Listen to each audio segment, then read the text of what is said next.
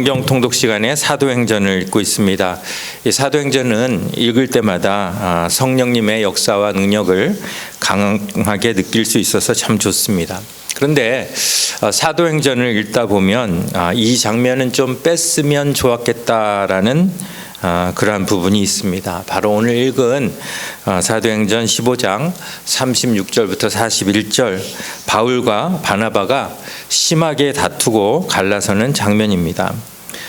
그리스도인들이 서로 싸우는 것도 보기 안 좋은데 하물며 두 사람은 교회가 인정한 사도였고 더구나 선교 여행을 함께 다니는 중이었습니다.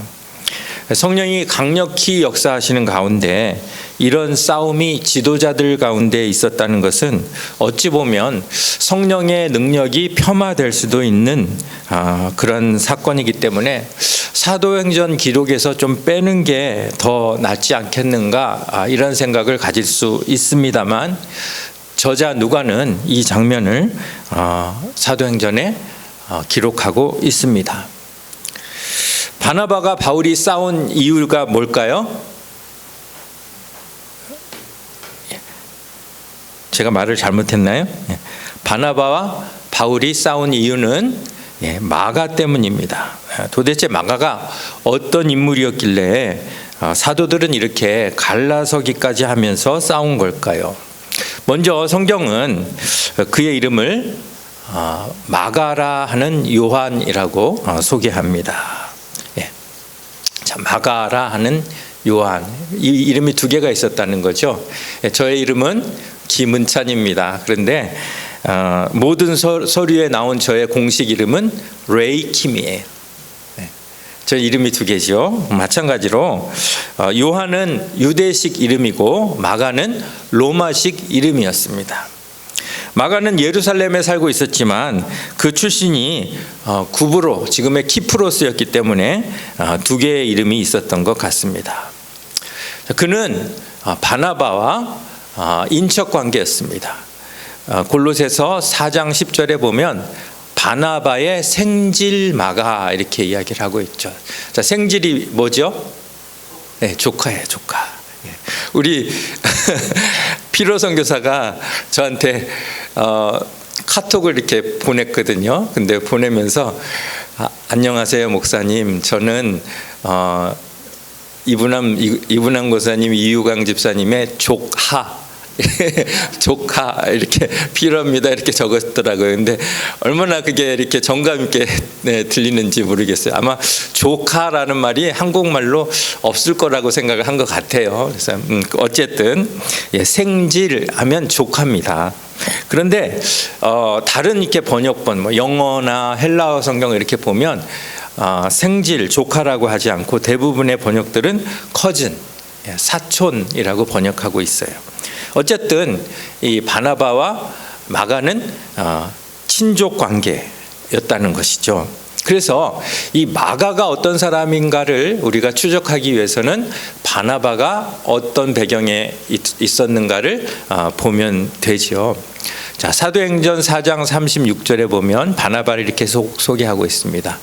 자, 구브로에서, 구브로는 키프로스, 구브로에서 우리 지중해에 있는 섬이죠. 구브로는. 근데 자, 구브로에서 난 레위족 사람, 그리고 바나바의 이름은 원래 요셉인데 사도들이 그를 일컬어 바나바라고 이렇게 했다는 것이죠. 왜냐하면 그의 성품이 다른 사람을 위로하는 그런 성품이었기 때문에 위로의 아들, 바는 아들이란 뜻이죠.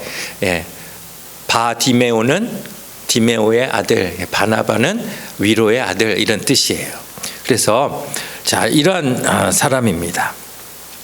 자, 구브로 출신으로 레위 족속이에요.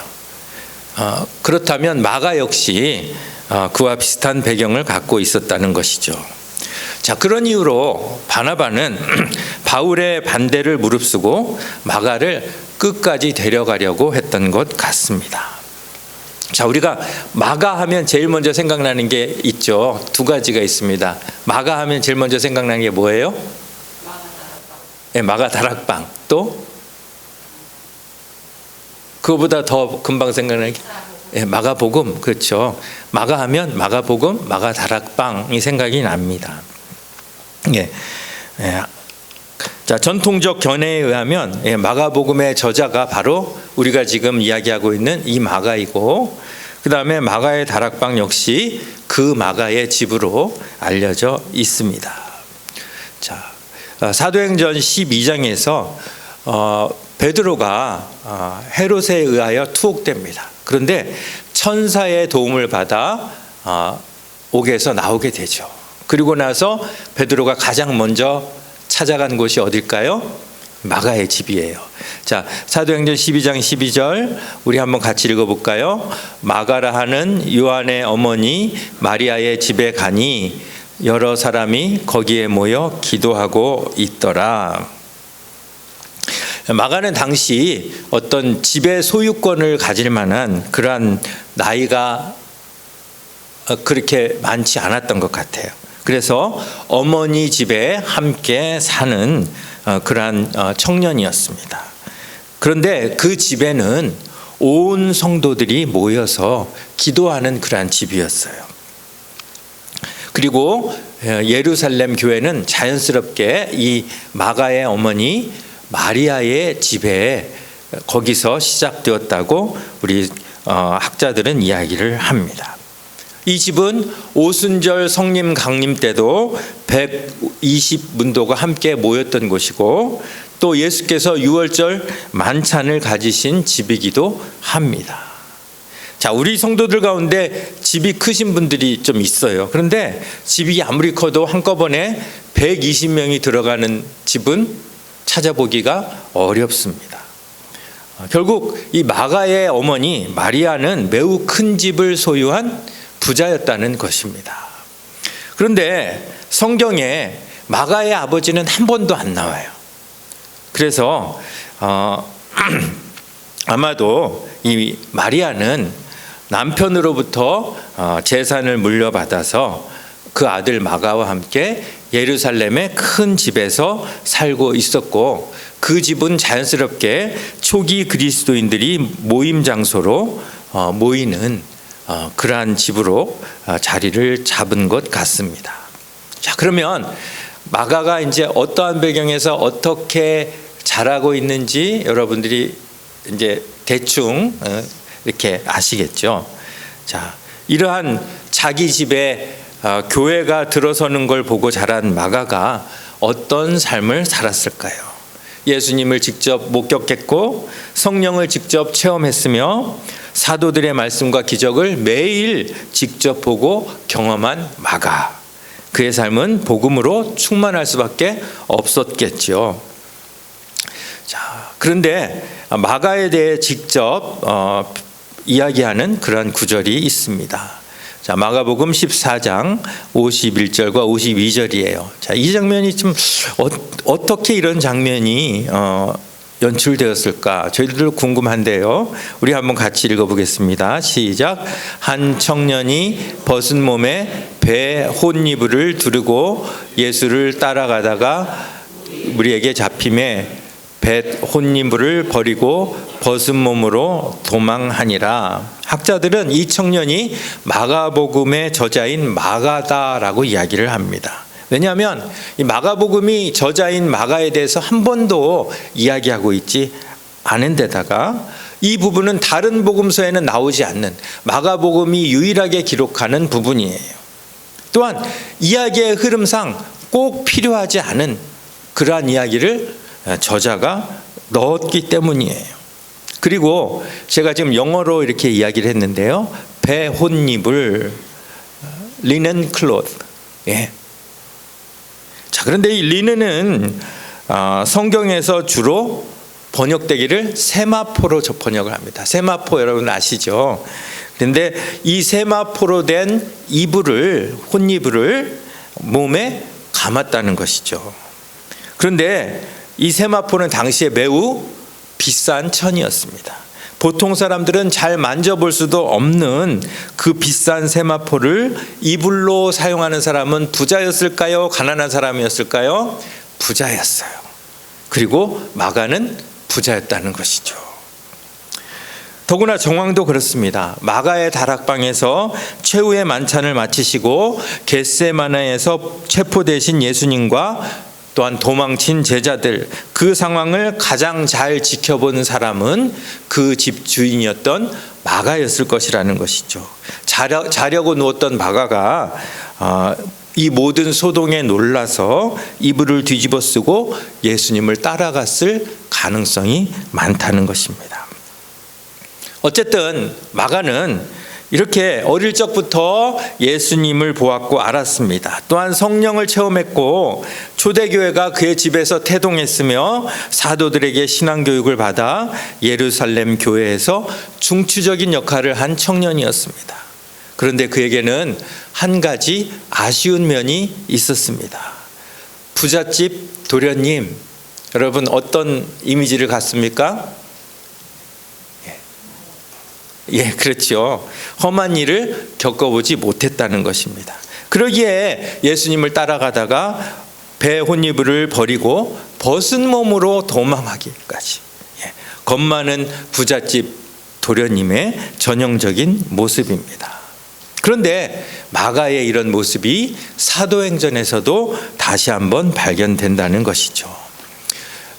바울과 바나바의 1차 선교 여행 때 마가가 함께 합류를 합니다. 그리고 그들이 가장 먼저 간 곳은 구브로예요. 자, 구브로는 누구의 고향입니까?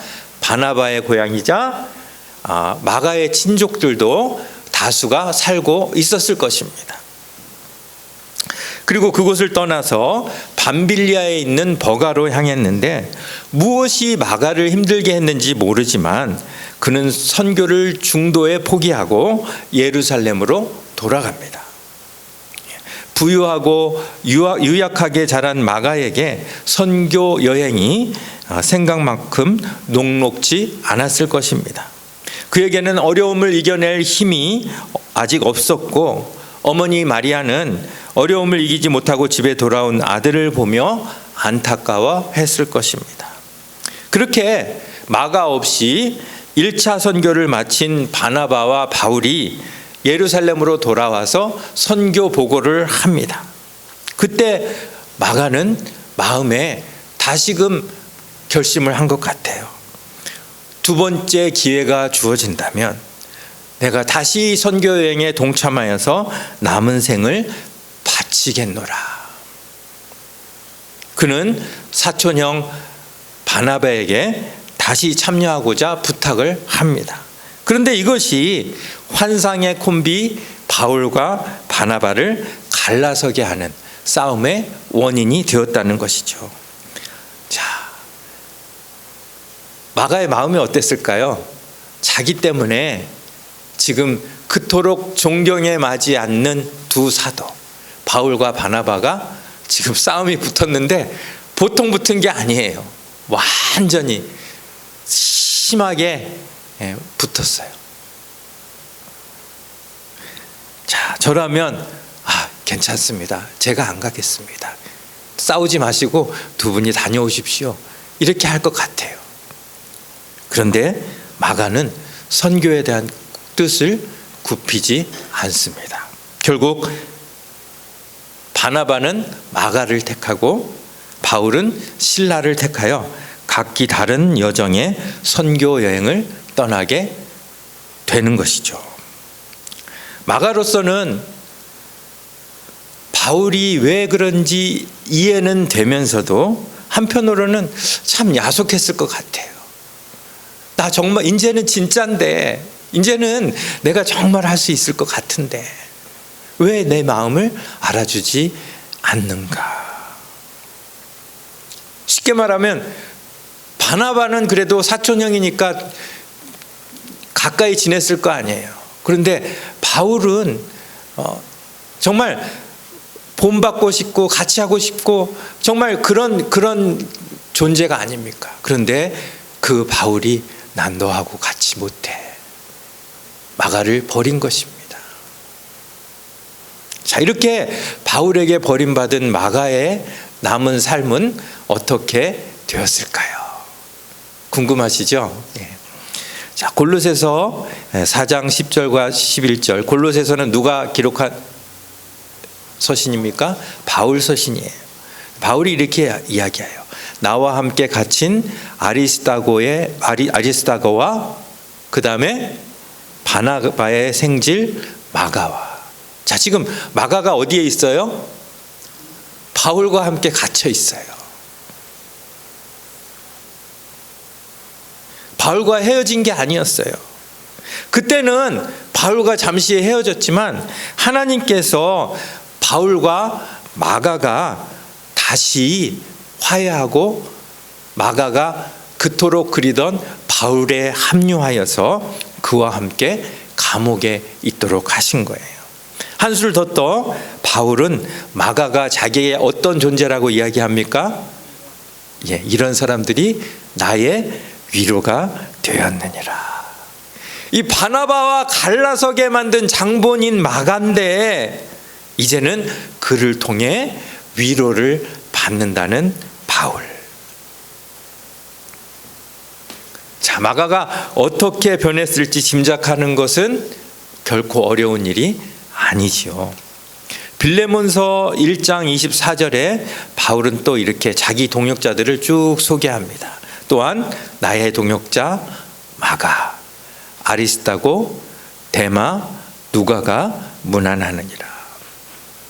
자, 다 아주 그 세계 교회들이 다 알고 있는 유명 인물들이에요. 그들의 이름이 쭉 나와요. 그런데 그 동역자 이름 중에서 바울이 누구의 이름을 제일 먼저 내세웁니까? 마가.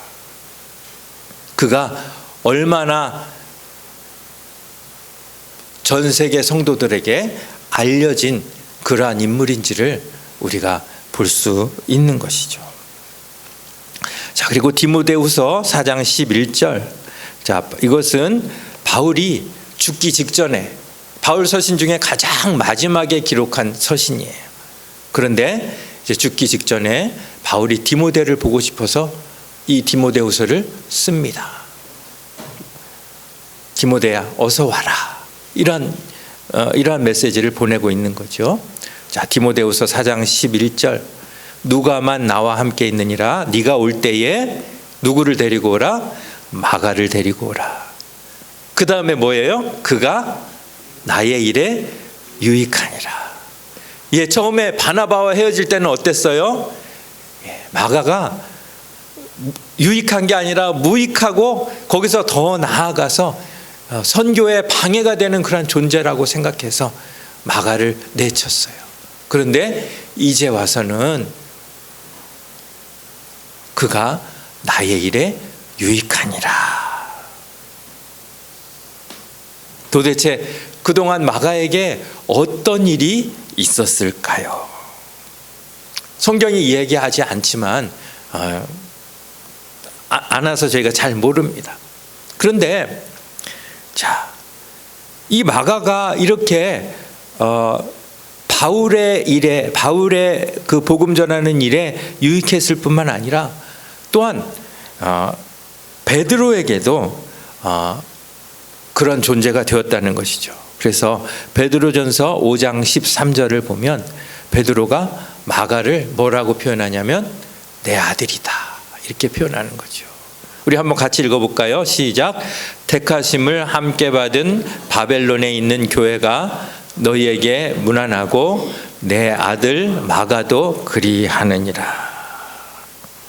베드로는 예루살렘 교회에서 목회를 하다가 거기서 떠나서 로마와 이방 나라의 복음을 전하게 되는데 이때 마가가 베드로와 동행하면서 그의 사역을 도왔습니다. 특별히 베드로는 헬라어에 서툰 사람이에요. 그래서 그의 통역으로 섬기면서 베드로를 도왔다고 합니다. 마치 바울에게는 디모데가 있었던 것처럼 베드로에게는 마가가 영적 아들의 역할을 했던 것이죠. 그리고 나서 마가의 신앙은 성령의 도우심으로 더욱 크게 성장하게 되었고 마침내 마가복음을 집필하게 됩니다. 마가복음은 4개의 복음서 중에 가장 먼저 쓰여진 복음서입니다. 공관 복음서 중에 그 기사의 순서가 가장 정확해서 예수 그리스도의 생애를 파악하는 토대가 됩니다.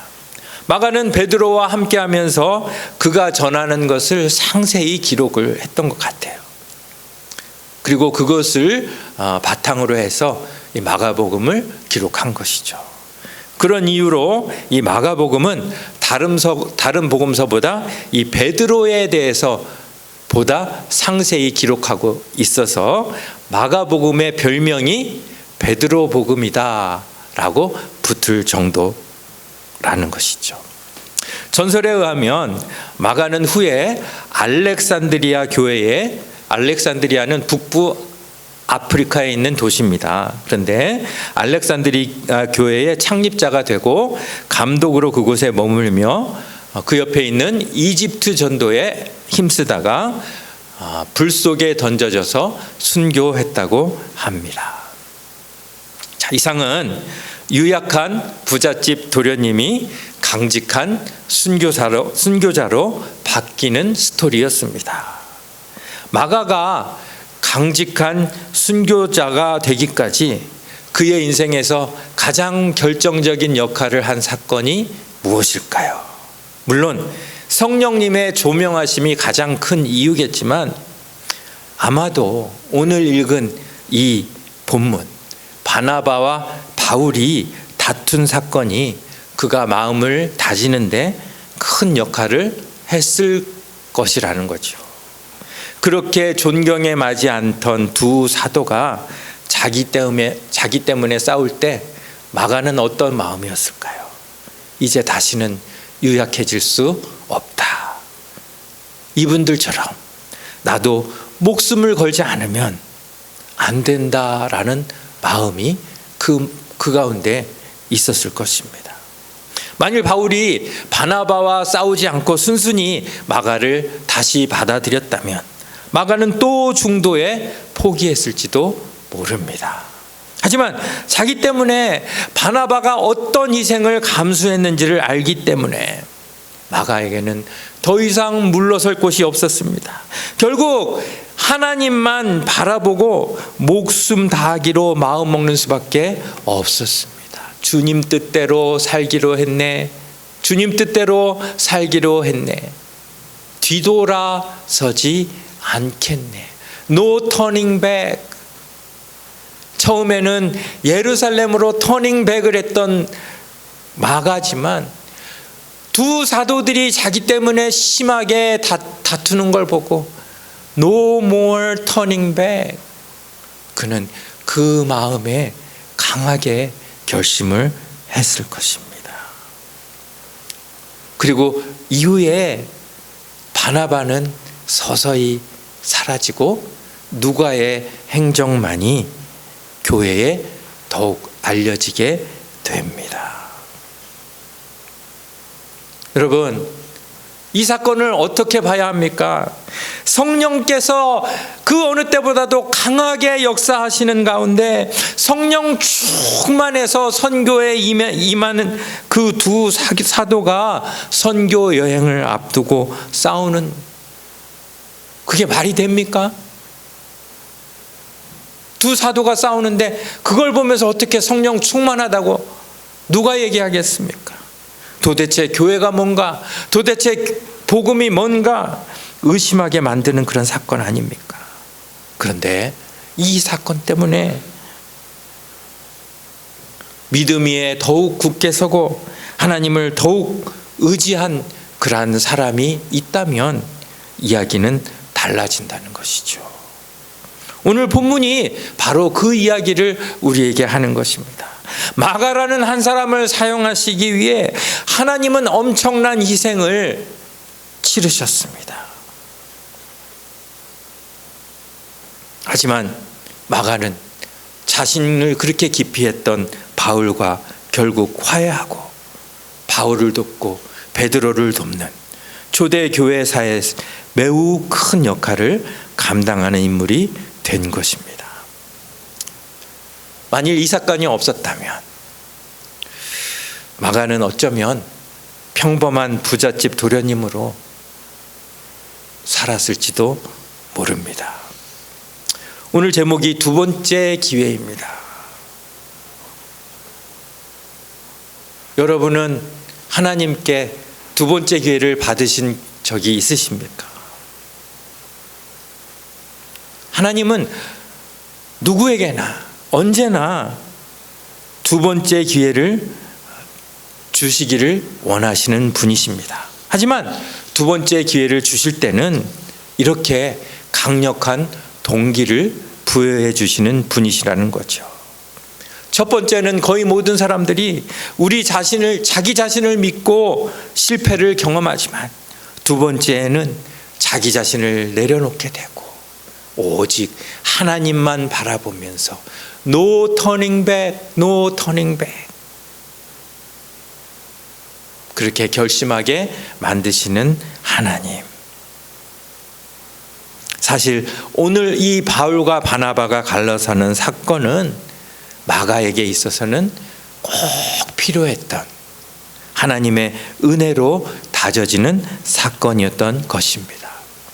고린도전서 1장 27절 말씀 같이 읽겠습니다. 시작. 그러나 하나님께서 세상에 미련한 것들을 택하사 지혜 있는 자들을 부끄럽게 하시고, 세상에 약한 것들을 택하사 강한 것들을 부끄럽게 하려 하시며. 유약하기 그지없었던 부잣집 도련님 마가는 그의 삶으로 이 말씀을 직접 증명했습니다. 두 번째 기회를 통해서 말입니다. 이제는 저와 여러분이 이 말씀을 증명할 차례입니다. 실패와 실수를 안 하는 사람은 없습니다. 하지만 그 다음이 문제입니다.